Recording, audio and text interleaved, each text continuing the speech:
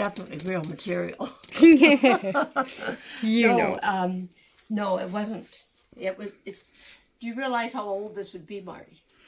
No. So that would be over 60 years old. So you're fading, and so's it. Yes, I'm definitely fading. My hair's getting lighter too. But that's what it is. It's over 60 years old.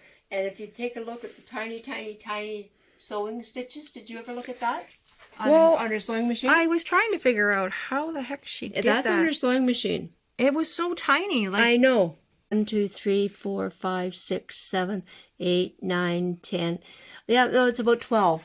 12 to 13 to an inch. Wow. And that was the way all her quilts were made at that time. Because of the machine she was using. Yeah. Yeah, when she was sewing them up. Yeah, like she hand quilted her other ones, but this was a small project. Yes. So she could whip it up from her scraps. But she would use it at the tension and the stitch length that she had on for when she was piecing.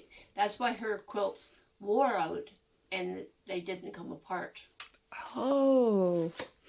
They would the material would wear out before the stitching ever gave out. Oh, yeah, because it's incredible. And that's why I framed it and I have it hanging up.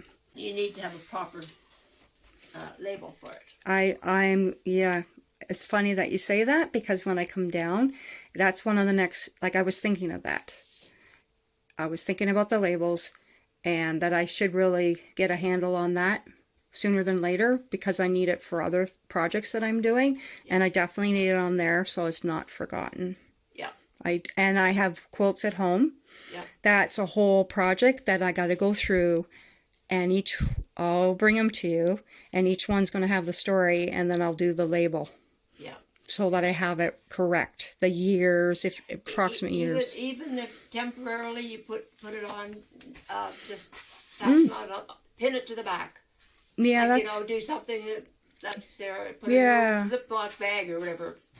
Yeah, on here, that totally makes sense. It's not going to hurt it at all. My other quilts I have in plastic, and then I could tape it right onto the plastic. Yeah. And then when I get inspired, because I'd like to have a certain type of label for all my vintage stuff. And then a different one for mine. Because this is from a different era. Yeah. Yeah. There's lots of things you can do by going online, checking it out. I'm afraid to go down that rabbit hole, so I haven't done it yet. No, I have made labels off of there. I love the labels you do. And put on some quilts. Yeah, they're beautiful. Yeah. Mm-hmm. And when we were at the plowing match, it's like, okay, I really need to do that sooner than later. Yeah, because I did the one over at the at the town hall. And like the label. Yeah, and the other thing is for hanging, like this one here that I'm going to be doing for Maddie. I think this inspired me to do this for all the quilts for the kids.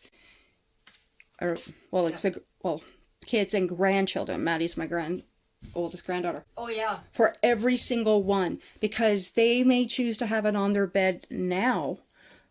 Or maybe they want it hung up for the summer. And then it comes down. And then later when they get married or something, they'll put it wherever. Yeah. It may not be on their bed. And she might hang it as art. Yep. To protect it. Because she just doesn't want anything to happen. Who knows? Yeah. And it's so simple just to put one on it. Yeah, and if I do it literally the same color as whatever's on the back, when you flip it over, when they have it, whichever way, they won't know unless they stick their fingers in on the end. Yeah. I went, that's what I'm going to do. It'll only take a little bit of time. Go to a certain corner. Yeah. Well, you have the label. Yes, yeah, all of those particulars I need to know. And I would hate to have to fuss around on a quilt and try to get that in...